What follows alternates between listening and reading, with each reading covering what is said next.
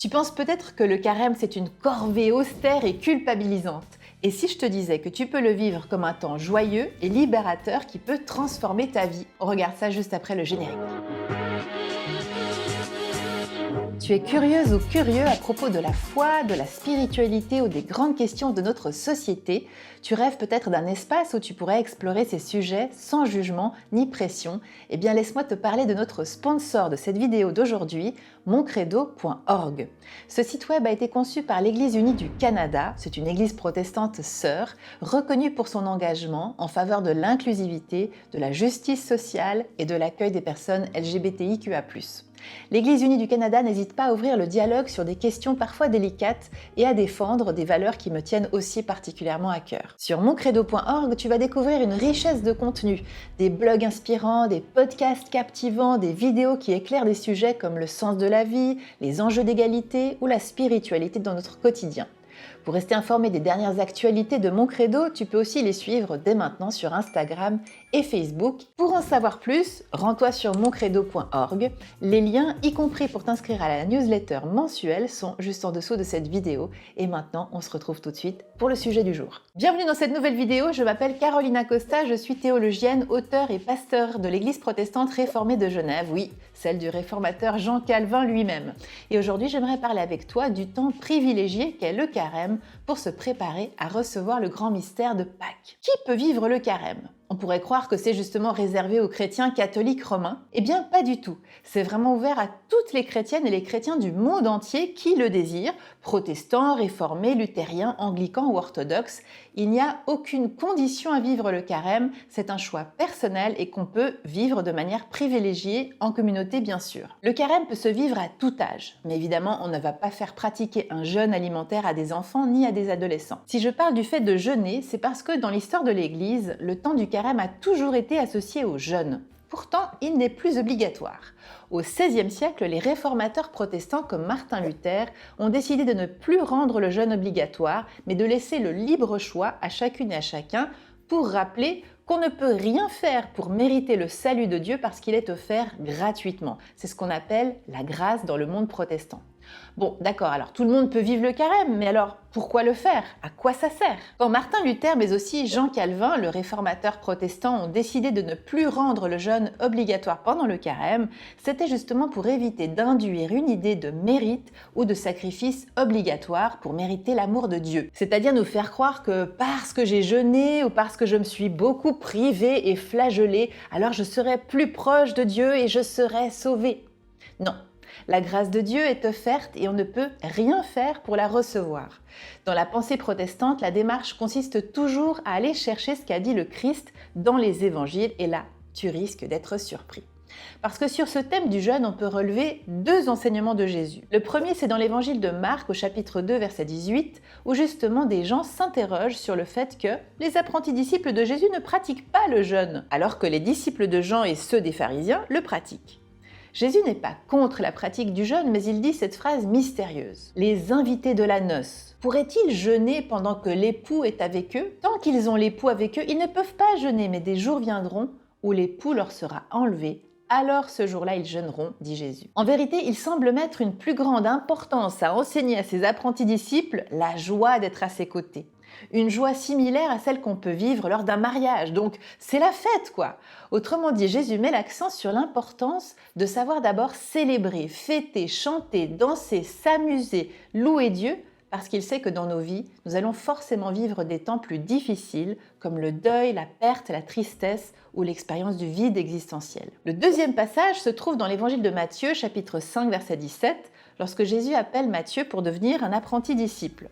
Il répond là aussi à celles et ceux qui remettent son appel en question et il cite le prophète Osée. « Je désire la bonté et non les sacrifices, dit Dieu. » D'un point de vue protestant, le salut justement a été offert par le sacrifice ou plutôt le don de la vie de Jésus-Christ et c'est une fois pour toutes.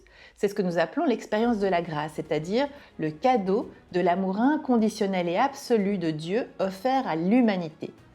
Le temps du carême, c'est donc surtout un temps propice pour se nourrir de la bonté de Dieu et de son amour. Mais rien n'empêche aussi bien sûr de prendre ce temps pour du discernement. Par exemple, sur ce qui peut nous conduire à avoir des comportements de dépendance de toutes sortes, dans des aspects matériels ou relationnels, et j'y reviendrai plus longuement tout à l'heure. Que signifie le mot carême? Il vient du latin quadragesima, qui signifie simplement 40e.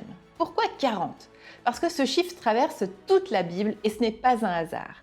40 jours de déluge pour Noé et sa famille, 40 ans d'exode dans le désert pour le peuple hébreu, 40 jours de jeûne pour Moïse sur le mont Sinaï et bien sûr 40 jours de jeûne pour Jésus au désert avant de commencer son ministère. Dans la tradition juive, 40, ça marque un temps de transformation. C'est un passage, un seuil, un avant et un après. C'est un temps d'épreuve mais surtout de renouveau. Dans la mystique juive, les chiffres ont toute leur importance et le nombre 40 correspond à la lettre hébraïque Mem qui symbolise l'eau et la maman. Elle évoque donc les cycles de mort et de renaissance, mais aussi justement la transformation spirituelle.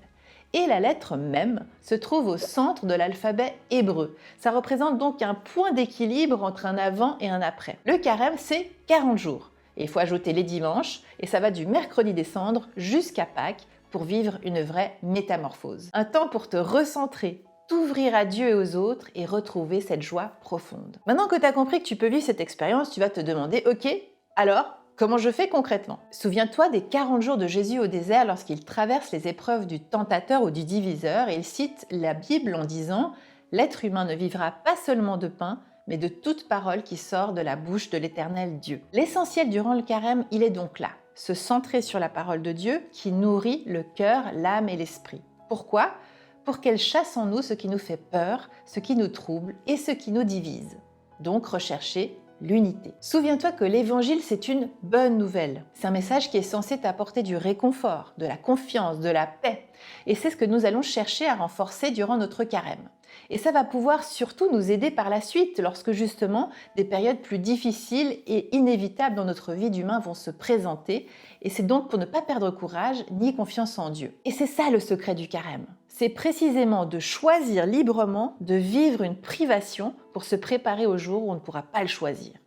Je pense que tu seras d'accord que lorsqu'on traverse une épreuve comme le deuil, la maladie, une séparation, une perte, une discrimination ou toute autre difficulté, tu admettras qu'en général, ça nous tombe dessus, on ne les choisit pas. Le carême, c'est comme un entraînement spirituel pour se préparer à ces épreuves en restant attaché et fortifié à Dieu. Je vais donc choisir de me priver de certains éléments matériels ou relationnels pour découvrir ce mystère profond de la foi qui est que même si je devais tout perdre un jour, comme le dit le psaume 23, « L'Éternel est mon berger, je ne manquerai de rien ». Une des manières de pratiquer le carême, c'est donc le jeûne alimentaire. Qui peut le pratiquer? Avant de commencer, je vais te rappeler qu'il est clairement déconseillé ou contre-indiqué de pratiquer des jeûnes alimentaires pour plusieurs catégories de personnes comme les enfants, les adolescents, les personnes très âgées ou très maigres, les personnes qui souffrent de troubles du comportement alimentaire, les personnes enceintes ou qui allaitent, les diabétiques de type 1, les insuffisances rénales ou les maladies auto-immunes, les porteurs d'un simulateur cardiaque ou d'un organe greffé. Si tu as un doute, consulte ton médecin pour lui demander conseil, c'est beaucoup plus facile. Voici les différents types de jeûne pendant le carême. On peut jeûner de nourriture ou de viande, mais il existe d'autres pratiques plus étonnantes que j'aimerais aussi te faire découvrir pour choisir le carême qui te conviendra le mieux et surtout le dernier qui est le plus important. Le premier, c'est le jeûne partiel. C'est s'abstenir de certains aliments spécifiques comme le pain, les féculents ou la viande. Ce jeûne est inspiré du jeûne de Daniel dans la Bible qui s'est abstenu pendant 3 semaines de mets délicats, dont la viande justement et du vin. Ça permet de continuer ses activités quotidiennes sans souci. Ce jeûne est prescrit depuis 1966 par l'Église catholique romaine durant 2 jours spécifiques. Le mercredi des cendres, qui est justement l'entrée dans le carême, et le vendredi saint qui est le jour de la mort du Christ pendant la semaine pascale. Et puis il est aussi recommandé tous les vendredis de l'année si tu as envie de le faire en mémoire de la mort du Christ sur la croix. Ce jeûne peut être pratiqué dès l'âge de 14 ans. Le deuxième, c'est le jeûne total. Là, c'est une privation complète de nourriture et de boissons.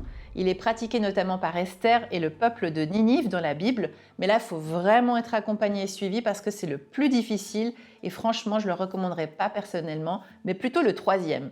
Le troisième, c'est le jeûne classique. Aucune nourriture solide, uniquement des liquides du style eau, tisane et jus. C'est celui qui ressemble le plus au jeûne de Jésus dans le désert.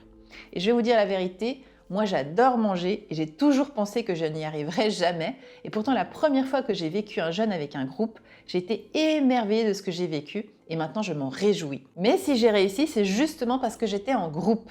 On est porté par les autres et par les temps spirituels. Donc il faut vraiment vous trouver un groupe de jeûneurs et de jeûneuses dans votre communauté locale ou dans une autre communauté aussi pour vous soutenir et vous accompagner. En général, ce jeûne se pratique de 5 à 7 jours. Il faut ajouter une semaine pour rentrer dans le jeûne, où on va éliminer des aliments au fur et à mesure, et une semaine pour en sortir, où on va tout réintégrer au fur et à mesure. Pendant ce temps de jeûne, il faut éviter aussi de se surcharger de travail. L'idéal, c'est même de pouvoir prévoir aussi des siestes, mais tu verras que paradoxalement, il faut aussi bouger et faire des promenades quotidiennes. Le bénéfice spirituel et humain d'un vrai jeûne alimentaire, c'est que vos sens vont être encore plus en éveil. Vous allez être beaucoup plus sensible aux couleurs, aux odeurs, à la beauté de la création, à la présence des autres autour de vous et bien sûr à la présence de Dieu et du Christ qui vous accompagne. Vous allez aussi gagner du temps parce que vous n'aurez plus besoin de cuisiner, sauf pour celles et ceux qui ont des personnes à charge ou des enfants évidemment, ou dont c'est le métier. Mais vous aurez du coup aussi plus de temps pour la contemplation, l'écoute et la lecture. Et petit bonus, vous allez même économiser de l'argent puisque vous allez économiser vos repas. D'ailleurs, souvent, on encourage à reverser par solidarité l'argent économisé à une organisation qui vient en aide aux personnes souffrant de malnutrition dans le monde. Quatrième forme moderne de jeûne. Aujourd'hui, on peut choisir de jeûner une semaine ou tout le temps du carême, mais sur d'autres plans qui sont plus matériels, comme s'abstenir de télévision ou de réseaux sociaux, d'écrans ou de smartphones. Mais ça peut être aussi l'arrêt du tabac, l'alcool, des drogues ou la pornographie. C'est une manière de reconnaître des dépendances qui souvent nous empêchent de faire circuler l'esprit de vie, de liberté et d'amour de Dieu. C'est donc un travail sur le détachement pour mieux s'attacher à ce qui conduit à la vie, à ce qui comble, à Dieu ou l'amour ou d'autres facettes relationnelles. Parce que tout le temps que vous allez récupérer en arrêtant vos addictions, c'est du temps pour lire, étudier la Bible, prier, mais aussi peut-être aller dans la nature et développer vos relations interpersonnelles. Le cinquième, c'est le jeûne spirituel. Quelle que soit la forme que prendra ton jeûne, c'est un jeûne que toute personne chrétienne devrait pratiquer pendant le carême et en vérité toute l'année. C'est un texte d'un auteur anonyme, je te mettrai le PDF au bas de cette vidéo que j'ai repris et qui nous invite à jeûner de paroles blessantes pour transmettre des paroles de paix et de guérison. Jeûner de mécontentement pour s'en remplir de gratitude. Jeûner de ressentiment pour se remplir de douceur et de patience. Jeûner de pessimisme pour se remplir d'espérance. Jeûner du stress pour se remplir de confiance en Dieu. Jeûner de possession pour se remplir des choses simples de la vie. Jeûner de besoins superficiels pour se remplir de prières. Jeûner de critiques sur les autres pour découvrir que le Christ vit aussi en eux. Jeûner d'égoïsme pour se remplir de générosité. Jeûner de rancune pour se remplir de pardon et de réconciliation. Jeûner de bavardage pour se remplir de silence et d'écoute. Alors, ton carême portera du fruit. Si tu as encore des questions sur le jeûne, je te laisse découvrir cette autre vidéo ici où j'aborde la question du carême et du jeûne sous un angle un peu différent, mais surtout pour t'encourager à vraiment aller pratiquer cette expérience chrétienne qui est universelle, accessible à toutes et tous et vraiment une magnifique occasion de s'approcher de Dieu.